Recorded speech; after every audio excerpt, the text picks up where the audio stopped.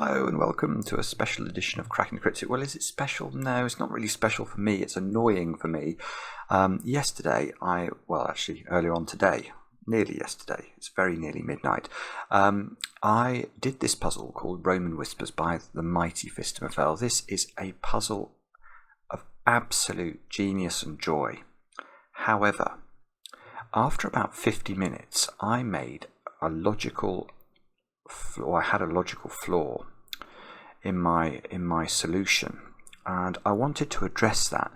And once I noticed it, which was only after the comments came in on the video, it actually took me quite a while to figure out how to proceed from this point. So it's a material miss, I'm afraid. And what the miss I made was I worked out, not unstupidly, that this line needed to contain an extreme digit. It needed to contain a 1 or a 9 because of the 2, 3, 7, 8 point. That's in the video, and that makes sense. And then I almost did this at another point in the solve. I don't always, but I sometimes get my German whisper causality the wrong way round. So I was so excited by getting a 9 on this line, I thought 4 goes with 9, there must be a 4 on the line. That's wrong, it's total nonsense. Because there being a 9 on the line, it means there can be a 4 on the line, but there doesn't have to be a 4 on the line. So I assumed there was a 4 on the line and proceeded from there. Well, that's not justified. So we need to address that. And I especially want to address it really to say sorry to Phistomefel, because some of the logic that that ends up putting a 4 on this line is just quite ridiculously sublime. So what do we do next? And this is where I'm going to have to remember what I found earlier, because I found it earlier before my dinner, and now I'm coming back to this now. Now, the first thing I think we have to realise is that this 9 puts a 9 on this line. So far, so interesting. But there is rather an extraordinary consequence of the 9 being on this 4-cell German whisper. And that is that you cannot actually now put a 1 in any of those 3 cells, believe it or not. Now you may say, why? And this is such a beautiful point. It's so easy to miss, and I did miss it when I was looking at it for a while earlier, but I did eventually understand. Clearly you can't put a 1 here, that's very obvious. If you put a 1 there, it's definitely going to be next to a 9, and that's going to make a 10 domino, which is wrong. So we can't put the 1 there, but you also can't put a 1 in either of those 2 positions, because of course of the nature of the line itself. By putting a 1 in either of these 2 positions, you're forcing the polarity of the line. In other words, if this is a low digit, this is a low digit as well, therefore could never be a 9. So the 9 would have to shift to here, be next to the 1 and create a domino. And the logic is obviously the same. If we put the 1 here, it fixes the polarity of the line, forces this not to be a high digit. This has to be a high digit. It's the only place a 9, and that creates a domino. So what does this mean? Well, it means that in this box, the 1 must be in one of those 3 cells. In fact, it can't be here, I'm just noticing now. So the 1 is in one of these 2 cells. Now that means the 1 over in box 1 can't be in those 2 cells, so it shifts itself downwards. Now, even when you get here, it's not easy to see the next step. We need to investigate this line a bit further and see what we can do with it. And especially the really critical thing, I think, is to appreciate that this cell is now far more restricted than it might appear at first blush. Let's think about what it can be. It can't be a 1, that's very clear. Could it be a 2 or a 3? Well, clearly not, because if it's a 2 or a 3, it's going to form a pair with this digit here that would add up to 5. So it's not a 1, 2, or a 3 now. Can it be a 4? Well, it can be a 4, yes. So let's put 4 in as an option. It can't be a 5, it's on a whisper line. Can it be a 6? Well, yes and no. Let's deal with that in a second. Without doing much further logic, we can say it's a 6. Now, can it be a 7 or an 8? No, it can't be a 7 or an 8, because if it's a 7 or an 8, its nature is a yellow 7 or an 8, which will tie up with this digit to make a 10 domino, so it can't be a yellow 7 or 8.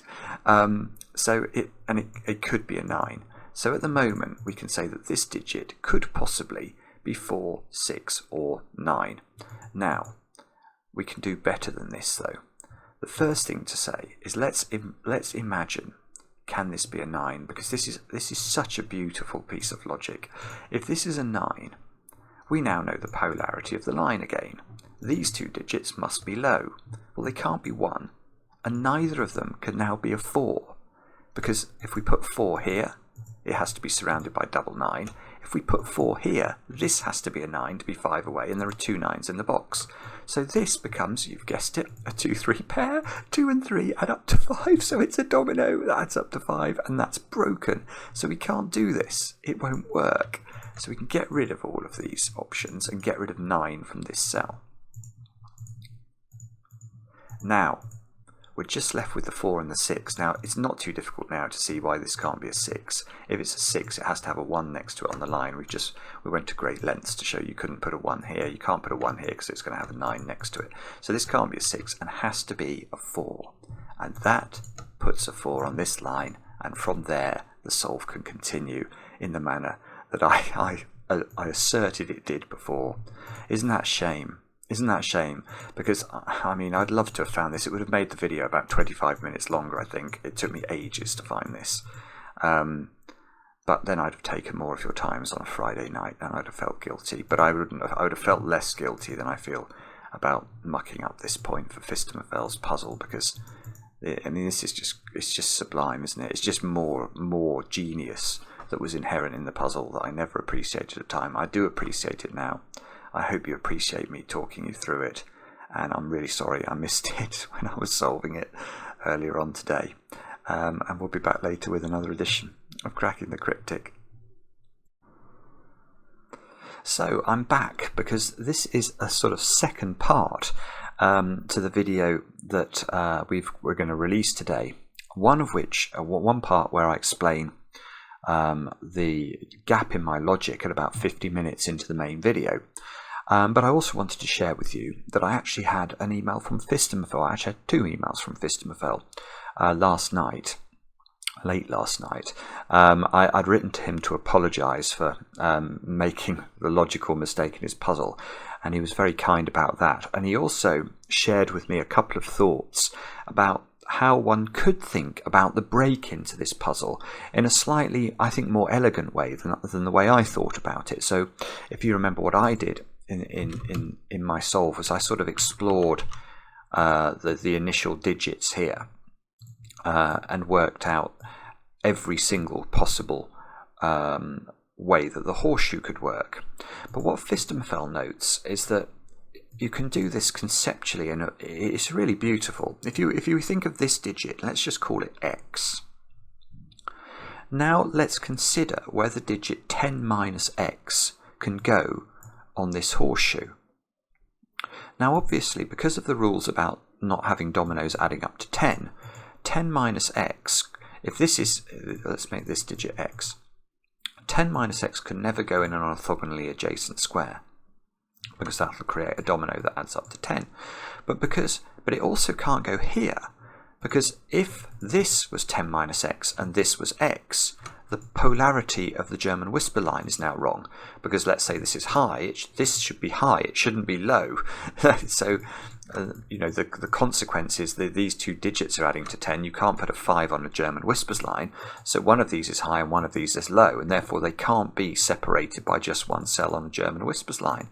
So in fact, by considering things in a sort of x versus 10 minus x way, we could have immediately concluded something very interesting, which is that in any of the pairs of digits that add up to 10, the 1 and the 9, the 2 and the 8, the 3 and the 7, the 4 and the 6, you can only ever have one of them, one of those pairs on a horseshoe, which is really cool.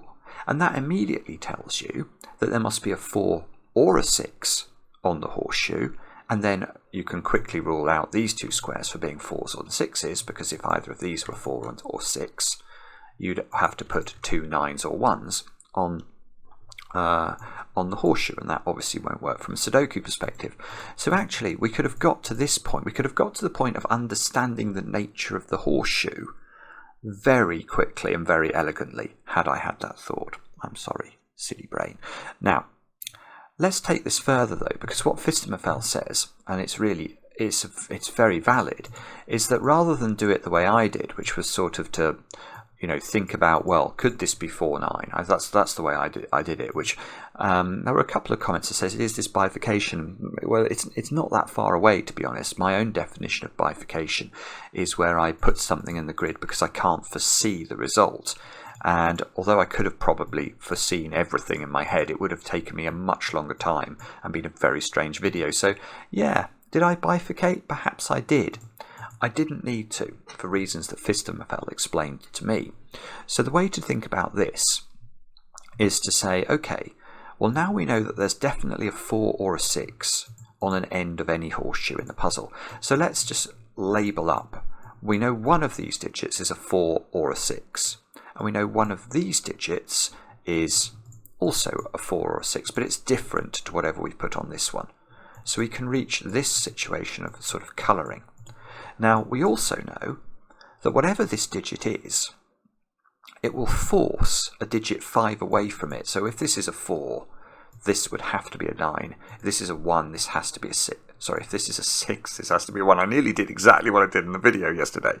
Now, so what that means is that we know that the consequence of there being a yellow digit here is that there must be a 5 away digit, an extreme digit, a 1 or a 9 in one of those two cells. Similarly, the consequence of there being a 4 or a 6 here is that there must be a 1 or a 9 in one of those two cells. And we know that the purple 1 or 9 is different from the green 1 or 9. And now the question we should ask is, where does green go in this box? Well, we know that from the rule we established earlier that there is only one of each pair of the, so we can only have one of 1 and 9, one of 2 and 8, one of 3 and 7, one of 4 and 6 on any horseshoe. We know that green can never be on this horseshoe, so green must be in one of those cells. The moment green is in one of these cells, this horseshoe is now determined, because it can't be a yellow here and a green here anymore, so it must be a red-purple horseshoe, which means there's a red here and there's a purple here, and the red here looks down here and sees this digit, so this is no longer possible. So we now actually have established the position of the red and the purple in box 5. And now let's think about this digit and whether this digit can still be yellow. Well, of course it can't be, because remember, our definition was that yellow is the 4 or a 6, red is a 4 or a 6. So if this is yellow and that's red, that domino adds to 10. So that removes that from there. It's remarkable the way this flows, isn't it? And now, Phistomefel's point is you can now consider purple in box 4. Because where does it go? We know it can't be on the horseshoe for the logic I described earlier. It can't be in these cells by Sudoku. So it's in one of these two cells. And which one? Well, we can actually work this out. Because if purple, which remember is a 1 or a 9 digit, is next to green, which remember is a 1 or a 9 digit, that domino adds up to 10. So in fact, purple must go here. And once purple goes here, we can now conclude that this can never be a 4. Because if it's a 4, let's just think about the consequences of that. If this is a 4, this is a 6, and this is a 1, and that's going to put a 1-4 pair next to each other here. And that won't work. So we can immediately deduce that yellow is 6, which means that red is 4, which means that that's a 9, this is a 1, etc, etc. So we disambiguate the 1s, 4s, 6 and 9s in the boxes, which is something that took me a long time to do, obviously, in the video. And we can do that without, I think, any of the bifurcation, if that's indeed what I did in my video. So big thanks to Phistomefel for sharing more insights into his genius with me. Aren't we lucky that we have access to a mind like this? It really is a privilege. And yeah, thanks for watching this follow-up video. And mea culpa. I'm sorry that I wasn't able quite to show you. I think this puzzle in all its glory. I think I did appreciate some of its magnificence without realizing quite how magnificent it still was. But yeah, c'est la vie, and we'll be back later with another edition of Cracking the Cryptic.